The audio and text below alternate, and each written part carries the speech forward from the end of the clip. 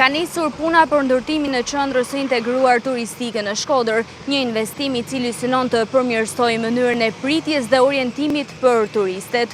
Ky projekt parashikon ndërtimin e një qendre moderne ku turistët do të mund të marrin informacionet e nevojshme, duke e kthyer këtë qendër në pikën e parë të kontaktit për të gjithë ata që zgjedhin të vizitojnë Shkodrën dhe atraksionet e saj turistike.